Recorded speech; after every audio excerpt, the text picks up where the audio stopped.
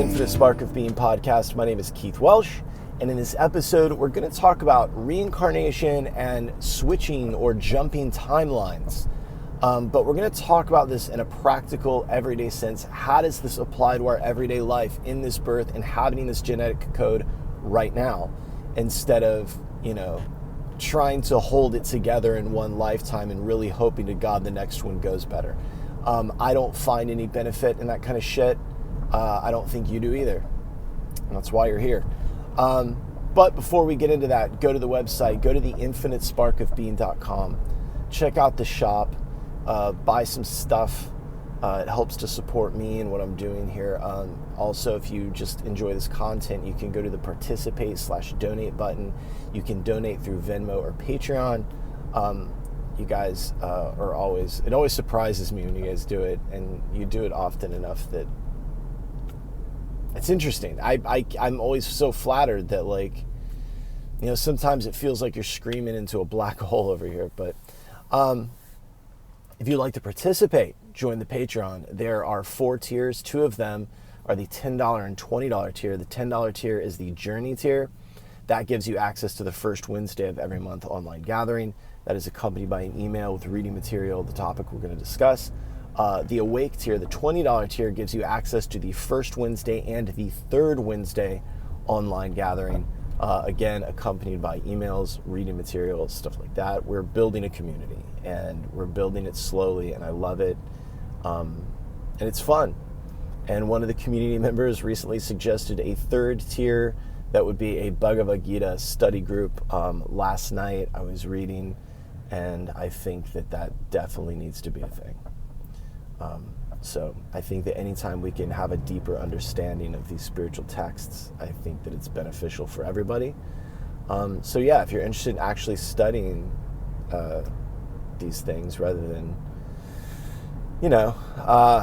having somebody mention it from time to time and passing like I do, then check it out. I'll give you more information on that later. So like today, I'm going to talk about this reincarnation, jumping timelines thing. This will be the topic of the third Wednesday, which will be on March 20th, I believe. So the way these kind of go is, like we talked about karma in that one episode, and then that was what we discussed on the first Wednesday. So if you like these topics, you want to get a little deeper into them, join us and ask questions, pick my brain. Don't be afraid to push and to challenge and to, what about me? Try to what about me into the dirt. I like it. We need it. It's my job. I see it. It's my duty to explain these things in the way that you understand them. It is not your job to figure out what the fuck I'm talking about, right? Okay. So, a few things to understand first and foremost when we're going to talk about this. Reincarnation implies that there is this stopping point at some point. But, I was reading one of these books, these spiritualist books that I got in Casadega by this woman, Peggy Barnes, and she said something very interesting, that nothing is created, that it is all in a state of creation all the time. Things are constantly evolving. Us as organisms are evolving. Our consciousness is expanding. Pardon me. But what's interesting is that our minds, the way our brains work, the way we see the world, is that it's very linear. And we don't notice that things are constantly changing. Even our own lives. We think that it requires some massive shift, like we got to go to Tulum and drink ayahuasca with a bunch of trust fund hippies at a resort, and we're gonna go home completely changed forever. But what I find in my experience with dealing with people along this path over 27 years is that you don't change. Not from that. Like, that's an experience. I've talked about it before. You're a spiritual tourist. You're not definitely trying to integrate things. Like, I have people very close to me that do this, and they are fucking basket cases. for all of the awakening that's quote unquote happening according to the memes that they're posting about how hard it is to awaken. I don't like just the ruminating, the craziness. I don't know, maybe more mushrooms and psychedelics would help. I don't know. Probably not. But what I want you to think about is like, and we've all heard this analogy where it's like two ships in the ocean and they're both going the same direction, but one starts to make very small incremental changes and it starts to veer out, and they're very slight. They're not huge, but all of those slight little changes over time create a big turn, go full 180 degrees, and that's what I believe is the most beneficial way of seeing the spiritual path. That when we look at things, when we look for a massive thunderbolt to the head that changes everything and that suddenly our life is going to be completely different, we miss the point. I started in the mental health field teaching meditation, and people would really love the meditation, really enjoy it. And what was wild was that some would say how much they enjoyed it, and what they would want to do is they would then want to go on a 10-day silent meditation retreat. And I'd be like, well, why do you want to do that? And they'd hem and haw, and I'd stop them and I'd go, oh, because you're still an addict in the way that, or a good American really, that if this little bit is good, then this massive bit must be better. If this little bit helped me, then I must take 5 of these things and I'll be much better. This is the way we as Americans look at the spiritual path. We are quick fix, fast cash, mind blowing. We want to be entertained. We want but we take that mindset to everything. I notice this with clients that deal with addiction, that like they approach, and the reason I love addicts is because they are a microcosm of just like they are the entire experience of a Western American spiritual person condensed into one. So you think about it, right? Like, so the mindlessness that went into drinking or getting high, and some of you that, you might not be alcoholics or addicts or whatever, but you do have a problematic relationship with the substance, in that there is an issue, and if I just do this thing, then the issue is resolved or I feel better. And what's interesting about that is it's not like you would sit down and drink consciously and thoughtfully, or smoke consciously or thoughtfully, or get high. No, you just do it, bam, problem solved. And then you approach therapy that way, which don't get me started on how they feed into that for you and make you think that that's going to. Anyway, you approach therapy that way.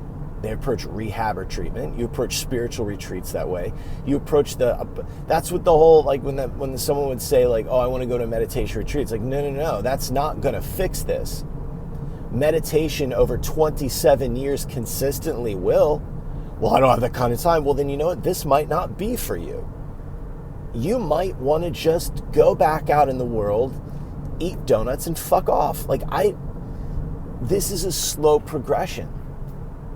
This is life, because everything, and it's the idea, the linear thinking of the human mind or the ego that says, I just need to get to this destination and then it's solved. No, the point that Peggy Barnes is making in this is that it is a constant creative process. There isn't a moment where, boom, you are in the process of reincarnation right now. And let's forget, instead of saying inhabiting a body, let's just say this specific genetic code for this lifetime, because in my opinion, I've lived several lifetimes in this quote-unquote body, but this body has renewed cells X amount of times because I've been alive for 47 years inhabiting this form, but I haven't even inhabited this form. I haven't even inhabited this body. This isn't even the same body. It's constantly in renewal. It's constantly in reincarnation. We think of we zoom out and think of reincarnation in these grand terms, but no, it's very subtle, and it's a small thing. Cells somewhere on this meat suit are renewing all the time. I'm losing cells. So it's not the same body. It's a different body, and it's different all the time. And these change. So I'm in constant reincarnation, or I'm constantly incarnating. Because when I think of terms of lifetimes, like I feel like, I don't know, I was a sinkhole investigator. I wasn't doing it for that long, but it feels like a whole lifetime. I was a graphic designer dedicated to it full-time for 18 years. At the same time, I was bouncing, I was waiting tables. Those times as a bouncer, it almost feels like I would close my computer down for the day and then begin this other incarnation as a bouncer. And then when I would go to wait tables as a server, like I was this. So to me, these are lifetimes. Those of you that have had exciting lives like I have and done a lot of things, I've had so many jobs and careers, and it's been fun that you feel that, because I brought it up before and some of you have commented that you get that, and you get that like some of you that are in recovery, maybe you look back at like when you were a fucking mess. That's a different person. Any of you can look back when you were a teenager. Hopefully you've changed. When someone says, you start to get deep in your practice, feel you've changed. Like, fuck, I hope so. Right, let's hope I've changed. So we are in a constant state of incarnation. We are constantly incarnating and reincarnating and reincarnating. I am not who I was 8 months ago even. My diet's changed. My opinion on a lot of things have changed. And they change as consciousness expands. It includes more information. And then you change the way you see something. Some of you that have been listening to this podcast since, I think it started in 2021, you know that I sound different. My energy is different. The sound of the podcast is different. The sound quality has devolved in some ways. It's always changing. I don't identify with the angry young man, the angry teenager. I know how it feels when I see one, I get it. But who I was, I don't feel like that's me. Like I don't identify with that. I understand it. I see how you get there. I know why I felt the way that I felt. I know what my perception of things was. I know that. But it's not me. When I mentioned going to a friend's funeral and speaking with an old friend of mine that hadn't seen me in 10 years and realizing that he's not talking to Keith, he's talking to Keith from 10 years ago. He doesn't even know this Keith. I didn't correct him. I didn't force the conversation to align with my values now, but just kind of went along with it, It's like that. And don't get me wrong, you can still tap into these old neuroses, these old ways of thinking. They're always there. But to consider reincarnation as something that eventually happens is foolish. It's happening right now. Consider the fact that if you start, now we think about timelines, right? People talk about, if you switch time, but they talk about timelines and reincarnation, these esoteric and new age kind of horseshit terms that don't help anyone. That's one of my pet peeves, is just the power of now. Okay, now what? How does this information help me?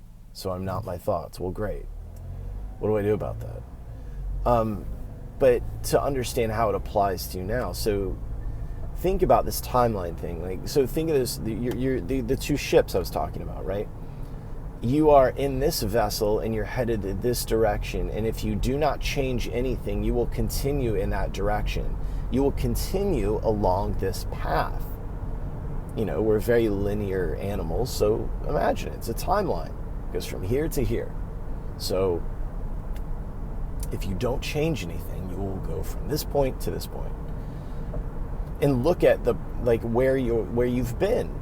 Is it pleasurable? Is it beneficial? Is it skillful? No. Are you changing anything? Well, if you're not, then, you know, you're going to continue to, you're going to be on this path. You're going to continue along this timeline. There's your karma, right? These things keep happening because you're on the same path. But if you start to veer a little bit one direction, a little to the left, over time, it creates this massive shift. And you're no longer headed in the direction that you're headed. Now, you start to veer a little to the left. Wow, things start to feel a little better. You know, what if I stop drinking this thing and I start drinking this thing and I start to feel better? Okay, so that's a little shift. If I keep this up, then I will continue to compound these benefits. And then in those little incremental changes, one day you look up and you're like, I don't even know who that person was. I don't even look the same. Like if you think about it from a dietary place, you know, like we need to see changes. Well, what if you only ate things you could identify? You only ate stuff that you knew what the ingredients were. Over time, your body would look different. Your body would feel different. Your attitude would change. We know that gut biome definitely affects the way we think, so that's something. And you know, I know that over the last year or so, I've cut out a lot of things, and I can see that my mind changes based on my gut biome. So this is a constant process, reincarnation.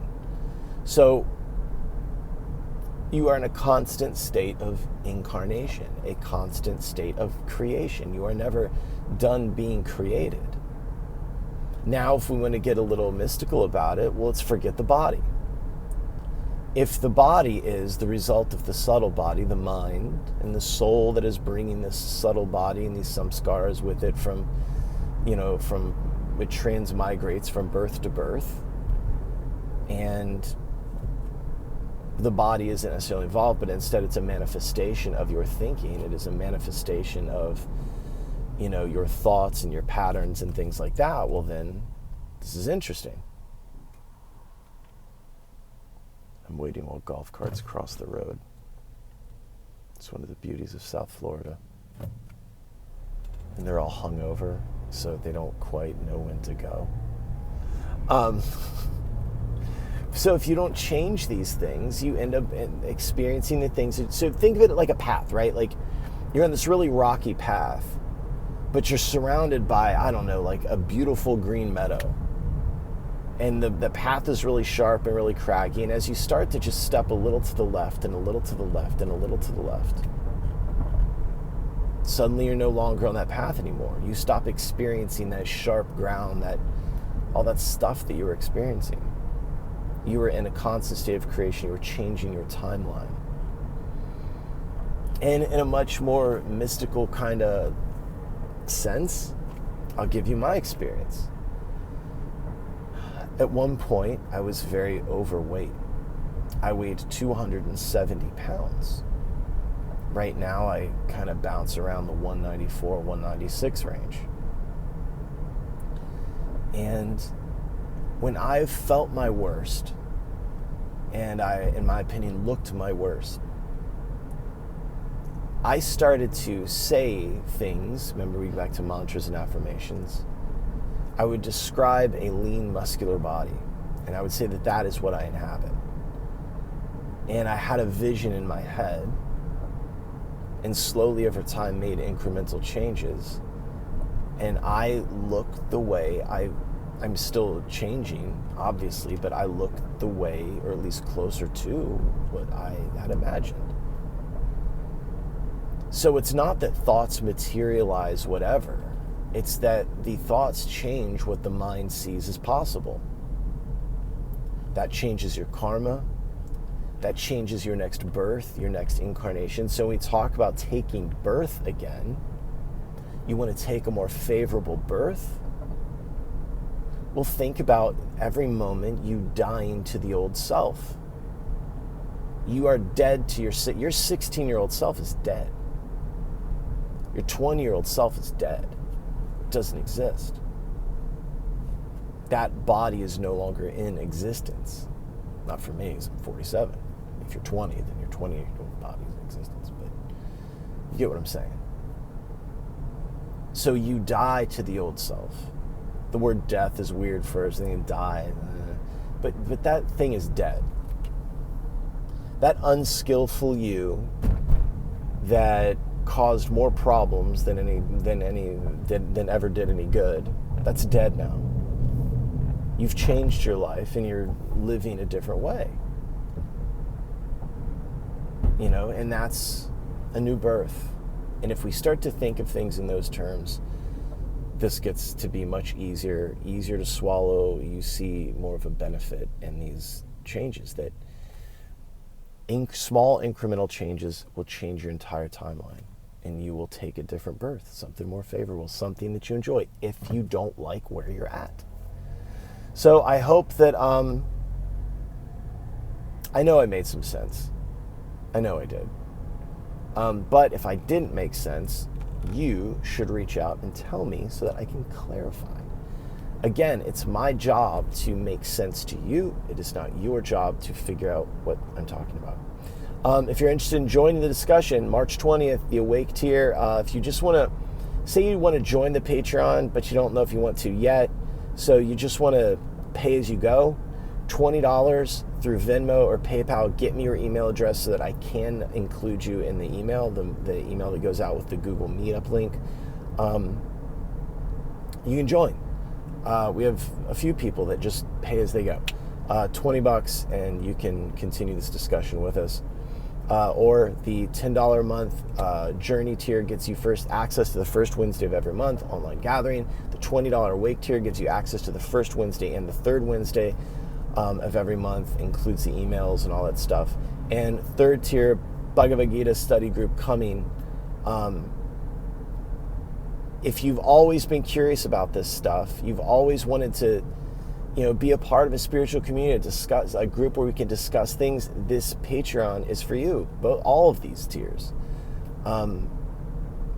It's important that we have a community of people that are willing to speak truthfully and not hide behind a white turban and a fucking linen suit, that you want to be a spiritual local, not a spiritual tourist, and collect experiences that don't actually change anything in your life. They just are neat to think about. Okay, I love you, I love you, I love you.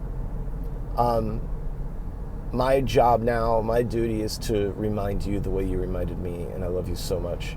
I am able to remind you because you did remind me at some other point. So, I love you.